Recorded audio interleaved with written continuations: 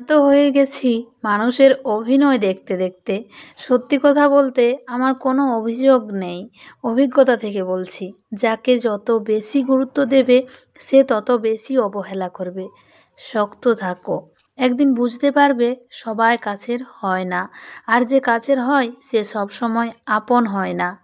মানুষ বদলায়, সম্পর্ক ফিকে হয়ে যায়। খুব কম মানুষ রয়েছে জানো তো, যারা সত্যিকারের হাত ধরে রাখে। এই জীবনে যেটা আমাদেরকে করতে হবে, সব সময় শক্ত থাকতে হবে। নিজে শক্ত থাকলে না সব ঠিক হয়ে যাবে। দুর্বলতা এই পৃথিবীতে জায়গা পায় না। ভালো থাকো, কিন্তু ভুলে যেও না নিজেটাকে। নিজেকে কখনো হারিয়ে ফেলো না। আমাদের জীবনে অনেকগুলো অধ্যায় আছে। একটা খারাপ অধ্যায় মানে এই নয় যে পুরো বইটাই শেষ হয়ে যাবে। কখনো কখনো একটা পৃষ্ঠায় জীবন পাল্টে দিতে পারে। আমরা নিজেকে নতুনভাবে প্রেজেন্ট করতে পারি, নতুনভাবে নিজের জীবন শুরু করতে পারি। হ্যালো বন্ধুরা, কেমন আছো তোমরা সবাই? আশা করছো সবাই ভীষণ ভালো আছো। আমিও মোটামুটি ভালো আছি। আমি টুম্পা, আমার আরও একটি নতুন ভিডিওতে তোমাদের সবাইকে জানাচ্ছি অনেক স্বাগতম, অনেক ভালোবাসা। এই ভিডিওটা হচ্ছে বৃহস্পতিবারের। আর দেখো হচ্ছে যে টাইম কল থেকে জলগুলো এনে রেখেছিলাম বারান্দায়, এখন জায়গা মতো গুছিয়ে রেখে দিয়েছি। আর যেহেতু ছেলেমেয়ের স্কুল রয়েছে, ওদিকে ভাত বসিয়ে দিয়েছি। আর এদিকে বাবুর জন্য দুটো কাঁচকলা নিয়ে নিয়েছি। ওকে কাঁচকলা সেদ্ধ আর ভাত খাইয়ে স্কুলে পাঠাবো। তারপর দেখো টিফিন করার জন্য রেডি। আজকে টিফিনে দেবো হচ্ছে আলু ভাজা রুটি। আর প্রত্যেক দিন তো তেলের জিনিস ভালো নয়, সেই জন্য ভাবলাম আজকে আলু ভাজা রুটি বানিয়ে দিই। আর ওদিকে গনুবাবু বসে বসে খেলা করছে। গনু কিন্তু খুব দুষ্টু করে, আবার কোনো কোনো সময় খুব গুড বয় হয়ে বসে থাকে আমার কথা অনুযায়ী। তো এদিকে রুটিগুলো ভালো করে ভেজে নিচ্ছি আর কি। তারপর ছেলে মেয়ের টিফিন দিয়ে আজকে যাব হচ্ছে একটু ডাক্তারখানায়। মানে আমার হাজব্যান্ডের মাসে 1.5 মাস পর একবার করে চেক আপ করিয়ে নিই। ওর সেরকম কোনো সমস্যা নাই, সব দিক দিয়ে ঠিক আছে। তবে কোনো কোনো সময় একটু অসুবিধে হয়ে গেলে ভীষণ ভয় লাগে। সেই জন্য আমি ডাক্তারের আন্ডারে রয়েছি। মাসে একবার ওকে চেক আপ করিয়ে নিলেই আমার শান্তি হয়ে যায়, আর কোনো দরকার নেই। ডাক্তারবাবু যখন বলে দেন যে ওকে সব ঠিকঠাক আছে, তখন আর অতটা চিন্তা হয় না। এখন ছেলে মেয়ে আর হাজব্যান্ডকে নিয়ে ভীষণভাবে রয়েছি একটু দুশ্চিন্তায়। মানে কী যে হচ্ছে বুঝতে পারছি না, একটার পর একটা শরীর খারাপ হয়েই যাচ্ছে। তো যাই হোক, এখন চলে এসেছি হাজব্যান্ডকে ডাক্তার দেখাতে, আর সেই পথে চলে এসেছি সবজি মার্কেটে। এটা হচ্ছে আমাদের পুরুলিয়ার বড় হাট, আর এখান থেকে আমার হাজব্যান্ড সবজি নিয়ে যায়। তো আমাকে বলছে চলো বাড়িতে নিয়ে যাই, সবজিগুলো তোমার পছন্দ হয় না, আজকে নিজের চোখে দেখবে চলো। সবজির যে দাম, আর কোনটা নেবে না বুঝতেই পারবে না। সত্যি তো তাই, আমি এসে একদম হতভম্ব হয়ে গেছি, কোন সবজিটা নেব আমি বুঝতেই পারছি না। তো ওকেই বলছি যে তোমার যেটা ইচ্ছে তুমি নাও। আর আমি হচ্ছে আমার ফোনটা রেখে দিয়েছিলাম বাড়িতে, আর ওর ফোনটা থেকে একটু ভিডিও করে নিয়েছি তোমাদের সঙ্গে শেয়ার করব বলে।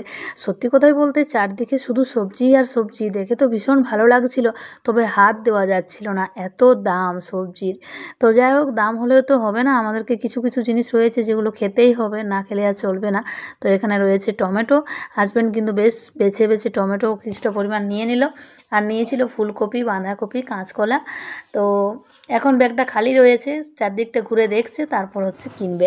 আর নিয়েছিলাম আদা রসুন পেঁয়াজ। তো দেখো এটা হচ্ছে আমাদের বড় হাট, চারদিকে কিন্তু খুব সবজি থাকে। তো এখান থেকেই অনেকে সবজি নিয়ে যায়, এখানে একটু হলেও দামটা কম থাকে, একটু কম, 1 টাকা 2 টাকা কম, এর বেশি নয়। এখানে রয়েছে পটল, কাঁচা লঙ্কা, টমেটো, বিনস, গাজর। তো যাই হোক, সবজি মার্কেট করে চলে এসেছি বাড়িতে। এসেই তো রান্নার তোড়জোড় লেগে পড়েছে। তো অনেক দেরি হয়ে গেছিলো, যেহেতু আমি ভাতটা শুধু করে গেছিলাম, তরকারি কিছুই বানিয়েছিলাম না। তখন ঘড়িতে ওই 10:30 মতো বাজে, আস্তে আস্তে প্রায় 11:45 বেজে গেছিলো। ওখানে ডাক্তার দেখানো, সেখানে দেরি হলো, আবার বাজারে দেরি হলো, তারপর সবজি মার্কেটে একটু দেরি হলো সেই জন্য। তো এই যে ফুলকপি নিয়ে এসেছিলাম টাটকা টাটকা, তো ফুলকপি দেখে তো আমার ভীষণ ভালো লাগছিলো, আমি ফুলকপি খেতে খুব ভালোবাসি। আর হাজব্যান্ড খুব একটা খায় না, মানে পছন্দ করে, তবে ওই গ্যাসের প্রবলেমের জন্য খেতে চায় না। তো যাই হোক, আজকে ভাবলাম যেহেতু ফুলকপিটা টাটকা রয়েছে আজকে রান্না করি।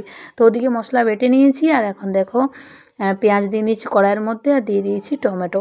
আজকে রান্না করব হচ্ছে ফুলকপি আলু দিয়ে একটু রসা, আর বানাবো হচ্ছে টমেটো পোস্ত।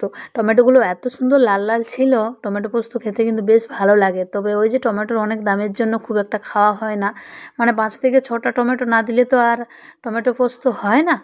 আর আমি যেহেতু একটু সাধারণভাবেই সব কিছুটা করার চেষ্টা করি। তার কারণ দেখো, একদিন খেয়ে নিলে কিন্তু হবে না। আমাদের প্রত্যেকটা গৃহিণীর মাথায় থাকে কাল কি খাবো বা কাল কি করব, কালকের দিনটা আমাদের কি করে পেরোবে। আজ তো যে হোক করে শেষ হয়ে গেল, কাল আমরা কি করব। আর সত্যি কথা বলতে মাঝে মধ্যে যদি শরীর খারাপ হয়, ডাক্তারখানায় যেতে হয়, সেই টাইম মনে হয় যে একটু কম খরচ করাই ভালো। হুটহাট করে কখন পয়সার প্রয়োজন হয়, এখন তো আর পয়সা ছাড়া কোনো কিছুই হয় না। সেই জন্য আগে নিজের হাতে কিছু পয়সা রাখতে হবে, তারপর কিছু খাওয়া দাওয়াটা একটু কম করলেও কোনো অসুবিধা নেই। তো যাই হোক, এদিকে দেখো আলুটা সেদ্ধ করে দিয়েছিলাম, তার কারণে ভেজে রান্না করলে ভালো হয়। তবে এখন যেহেতু পুরনো আলু, মানে আলুগুলো খুব একটা ভাজতে গেলে সেদ্ধ হয় না, সেই জন্য ভালো করে সেদ্ধ করে নিয়েছি। মশলা কষিয়ে আলুটা দিয়ে আর ফুলকপিটা দিয়ে রান্না করছি, যেরকমভাবে সবাই রান্না করো।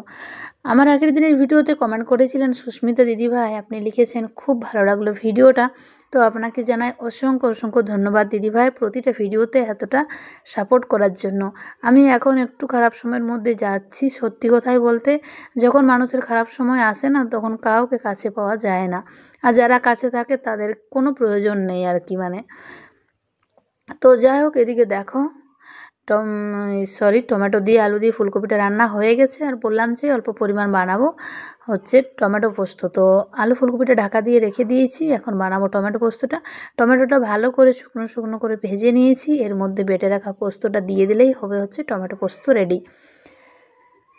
মানে কি আর বলবো, কিছু বলার নেই। কিছু বললেই খারাপ, না বললেই ভালো। তো সবটা চেপে রেখে যাচ্ছি। তবু তো মানুষ, বলো, মানুষের একটু কষ্ট হতেই পারে। আর আমি যেহেতু সোশ্যাল মিডিয়ায় আমার ব্লগ ভিডিওগুলো তোমাদের সঙ্গে শেয়ার করি, তবে টুকুটাকেও তোমাদের সঙ্গে শেয়ার করে থাকি। এই পর্যন্ত যদি কারো আমার ভিডিওটা ভালো লেগে থাকে, তাহলে অবশ্যই একটা লাইক কমেন্ট করে যেও। তোমাদের একটা লাইক একটা কমেন্ট প্রত্যেকটা ইউটিউবারকে ভীষণভাবে মোটিভেট করে, শুধু আমাকে নয় গো। যারা ব্লগ বানায় তারা প্রচুর খাটুনি রয়েছে ব্লগের মধ্যে, যে কোনো ভিডিওর মধ্যেই রয়েছে। তবে আমরা যারা হাউসওয়াইফ, সংসারের কাজকর্ম সামলে আর এই ক্যামেরা নিয়ে ব্যস্ত থাকাটা একটু চাপের হয়ে যায়। সেই জন্য মানুষের ভালোবাসা পেতে একটু বেশি দেরি লাগে। যারা খারাপভাবে ভিডিও বানায় তাদের million million views, like, comment প্রচুর। 10 সেকেন্ডের ভিডিওতেই তারা ভাইরাল। আর আমরা যে এত পরিশ্রম করি না, সেটা কারোর চোখে পড়ে না বা কেউ দেখতে পছন্দ করে না। সত্যি কথাই বলতে, আজকের ভিডিওটা নতুন বন্ধুর কাছে গিয়ে থাকলে একটু ভালোবাসা দিয়ে যেও। আর এই যে কথা বলতে বলতে টমেটো পোস্ত রেডি। সত্যি কথা বলতে দুর্দান্ত স্বাদের হয়েছিল। তো এদিকে হাজব্যান্ডের খাওয়া হয়ে গেছে, আর আমি রয়েছি বাকি। আর বাবুকে তো বললাম কলা সেদ্ধ ভাত দিয়েছি, ওকে এখন বেশি ঝাল তেল মশলা এখনও দিইনি। তারপরেও যদি কোনো সমস্যা হয় তাহলে আমি কি করব বলো। তো এদিকে দেখো, রান্না তো প্রায় কমপ্লিট হয়ে গেছে, আর হাজব্যান্ডের খাওয়াও হয়ে গেছে। রান্না যদি হয়ে যায় তাহলে ও দোকান থেকে চলে এলে আর কোনো কথা শুনবে না, ওকে আগে খেতে দিতে হবে। তো ওকে খেতে দিয়ে তারপর ভাবলাম যে রান্নাঘরটা একটু পরিষ্কার করে নিই। আমার কিন্তু প্রচুর খিদে পেয়েছে, যেহেতু কালকে উপোস করেছিলাম। আর সকালে ওই 2টো রুটি আর আলু ভাজা খেয়ে গেছিলাম ডাক্তারখানায়। আর ওই পথে সবজি বাজার করা অনেকটাই দেরি হয়ে গেছিলো। তবে আমরা যেহেতু গৃহিণী, সবটা গুছিয়ে বাগিয়ে না নিলে না খেতে বসতে পারি না। তো এখন দেখো ফুলকপির তরকারিটা যেহেতু অনেকটাই হয়েছিল, আমি খাবো, সেই জন্য একটু বেশি করে নিয়ে আর আলু ফুলকপি দিয়ে গরম ভাত খেয়ে নিচ্ছি।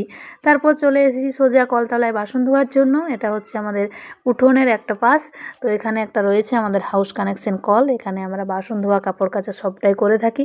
সামনে যে বাসনগুলো রয়েছে সেগুলো হচ্ছে গনুর মায়ের। গনু দুষ্টু করেছিল বলে ওকে নিয়ে ওর মা সরে গেছে। এখন আমি আমার বাসনগুলো ধুয়ে নিই, তারপর ও ধোবে। গনুকে আমি একটু নিয়ে বেরোবো, তাহলে ও কিন্তু বাসনগুলো ধুতে পারবে। ছোট বাচ্চা মানুষ তো জলের কাছে এসে জল ঘাঁটছে। আর এখন যেহেতু হালকা শীত শীত পড়েছে, বেশি জল ঘাঁটলেও শরীর খারাপ, তাই না? তো এদিকে আমার সমস্ত বাসন ধোয়া হয়ে গেছে, এখন বাসনগুলো জায়গা মতো গুছিয়ে রেখে দেব। তো তোমরা যারা আমাকে প্রতিনিয়ত সাপোর্ট করছো, তোমাদেরকে সবাইকে অসংখ্য ধন্যবাদ। যদি কোথাও ভালো লাগে তাহলে কিন্তু লাইক কমেন্ট শেয়ার।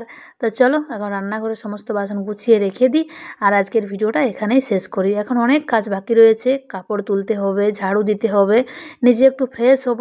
সারাদিন যদি ভিডিও বানাই তাহলে নিজেকে আর কখন সময় দেবো বলো। তবে আজকে এখানেই বিদায় নিচ্ছি, দেখা হচ্ছে নেক্সট কোনো ভিডিওতে। ততক্ষণের জন্য সবাই ভালো থেকো, সুস্থ থেকো, টাটা সবাইকে।